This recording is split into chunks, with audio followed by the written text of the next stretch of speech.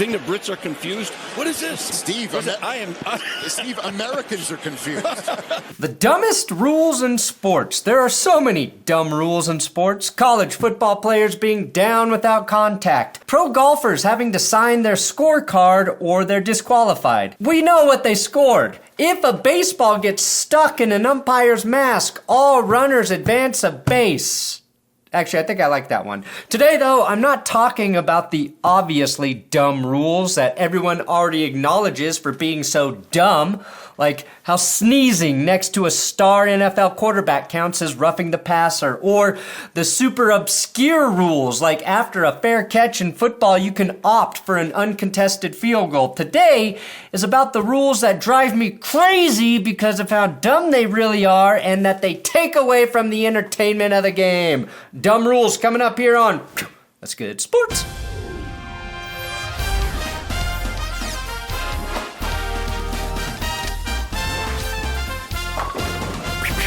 Hey, if you notice that my hair changed, subscribe.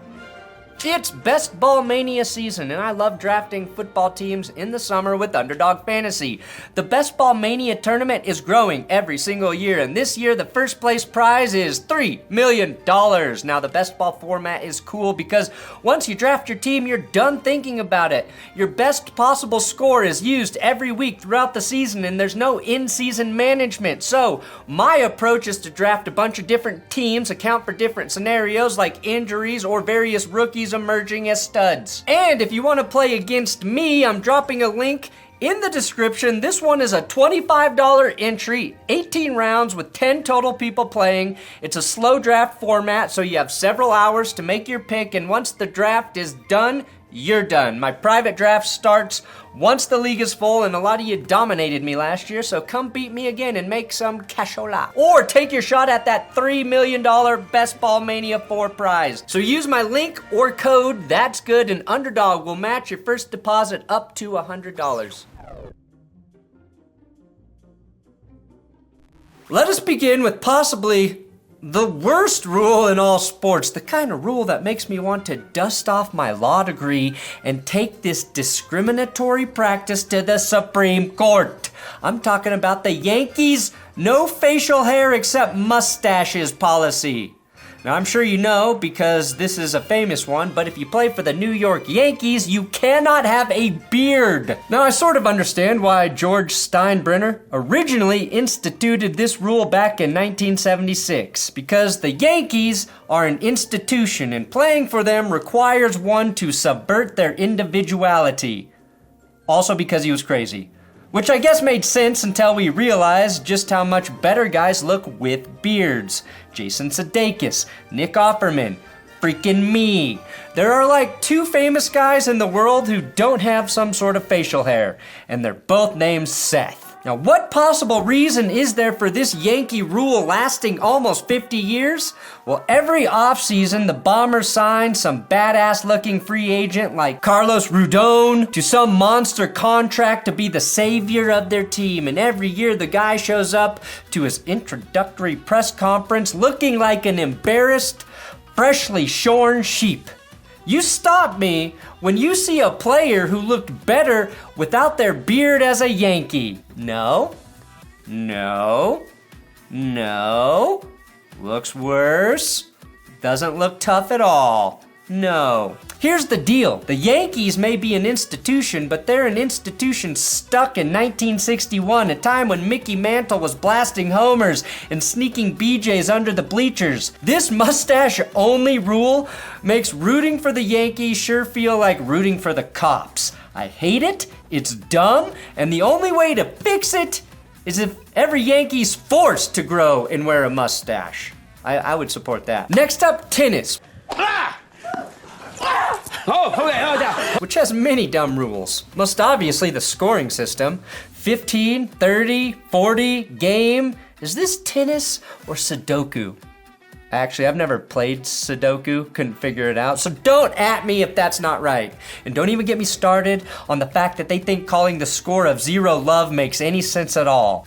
If your hat falls off, it can negate a point in tennis, as your opponent can say it was a distraction. But An even dumber rule came into play just a week or two ago at the French Open when one of the players, Miyu Kato, hit a ball girl with a ball. Let's take a look. Boskova and Sorribes Tormo against Kato and Sugiati. And Sugiati hit a ball kid. And you could tell it was inadvertent. She was hitting the ball back. Appears to clearly be an accident. No harm, no foul, right? Wrong. But it is the rule, if you hit a ball person or a lines person, anyone in the stands, it's an automatic default. Originally, the umpire issued Kato a warning, but once the ball girl started sobbing uncontrollably, the judge decided to disqualify Kato and her doubles partner from the tournament. Why was she disqualified? For, quote, reckless behavior.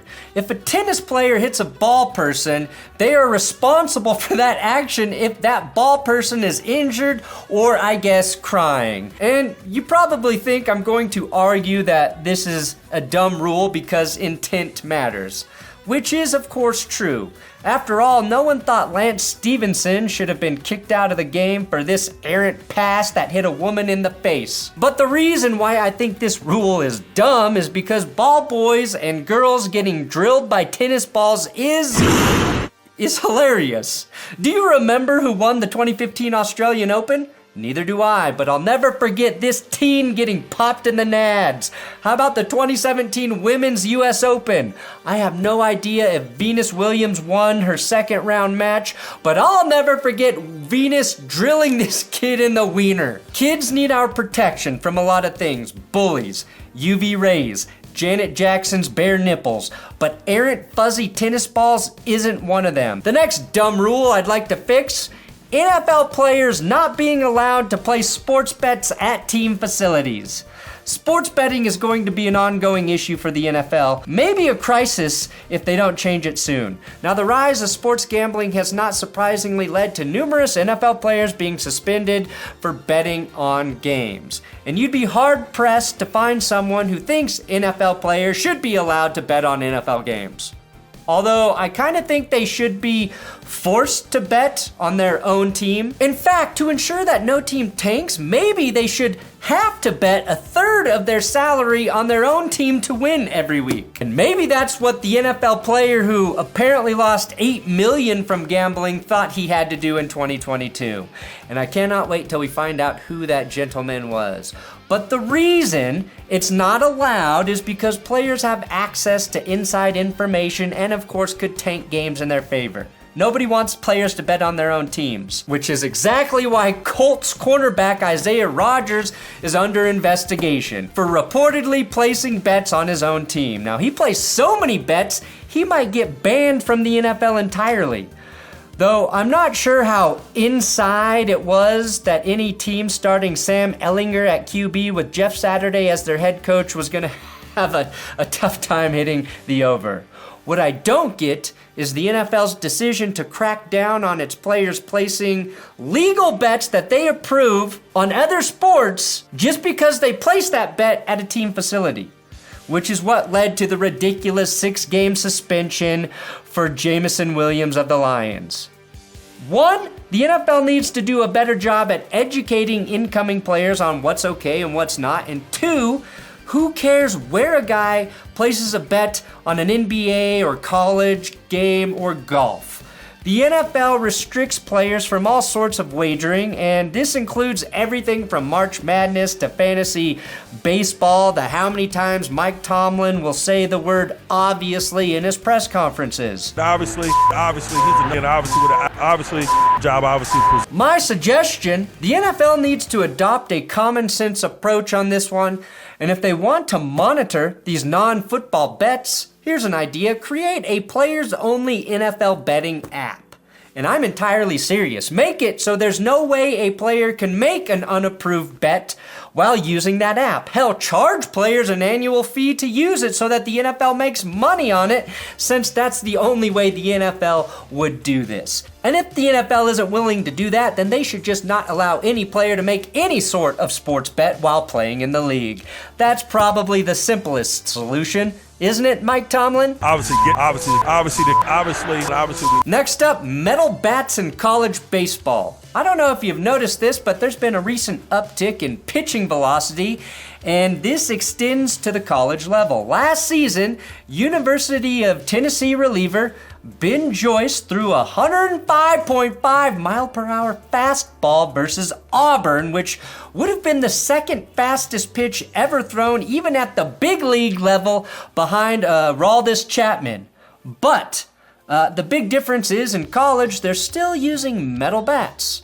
Now, you don't have to be a rocket scientist to understand that the increased propulsion P plus the weight of the baseball mg, assuming a gravitational constant and no change in the angle of A of the pitch flight, will lead to an increased pressure force A acting on a stationary object.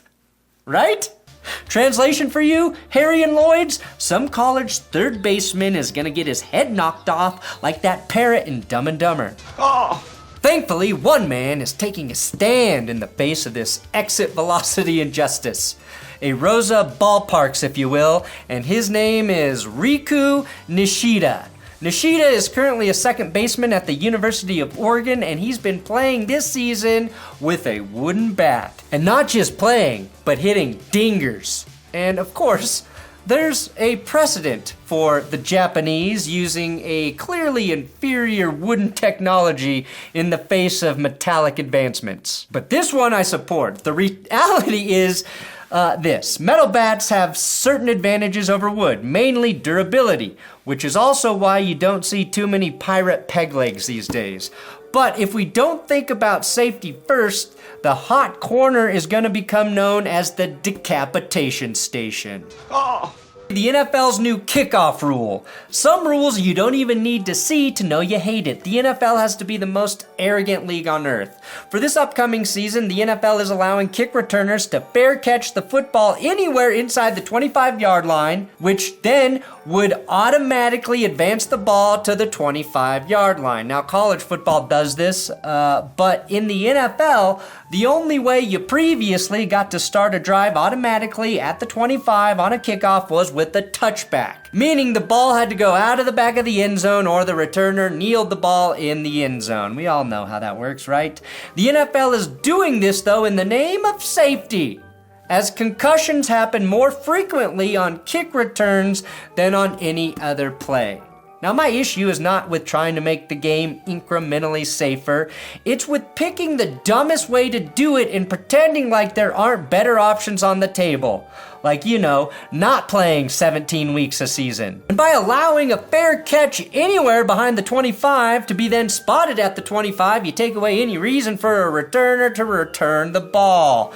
The NFL was so hell-bent on making every play more exciting that they moved extra points to be 33-yard field goals. Yet they have slowly tried to eliminate kick returns, which were without question one of the most exciting plays in the game when taking the distance. Now, the XFL and USFL figured out how to keep returns exciting and safe by having the return teams on the same side of the field so no running starts and not allowing anyone to move until the ball is caught in the return zone. And it worked. But instead of trying that for a season, the NFL picked a less entertaining option that everyone hates. Finally, fouling at the end of NBA games. Now, the NBA does deserve a lot of credit for recently implementing some rule changes that discourage acts not in the spirit of the game. No longer allowing offensive players to execute non-basketball moves to draw foul calls, aka the James Harden, was eliminated, and penalizing flopping appears to be next on Adam Silver's list. Please make that happen. And after watching more playoff basketball than maybe ever before, I have a suggestion for Adam Silver. Eliminate the intentional fouling at the end of basketball games. I don't think anybody who loves basketball wants to see these free-throwing, shooting marathons at the end of games. They're a total buzzkill and also wildly unsuccessful. You know the guy who asks 1,000 bartenders to go home with him at the end of their shift because if one says yes, it was worth it? That guy sucks. And the same principle applies here. FIBA has legislated this nonsense out of the international game by calling these in-the-game hacks unsportsman fouls. And the other team gets to choose who shoots and then gets the ball back at half court. If you're down 11 with 45 seconds left, the game's over. Stop wasting the precious time of the 15,000 people in attendance, not to mention the millions watching at home. Watching sports is supposed to be a distraction from our own miserable, mundane lives. But if you make the watching sports part miserable, then I'm not sure what we're doing here. Obviously. Alright, thanks for watching That's Good Sports. Let me know what rule you hate that I didn't talk about. And, subscribe here if you want. You don't have to, but it's free. Literally costs you nothing except probably your dignity and respect of your family, but small price to pay.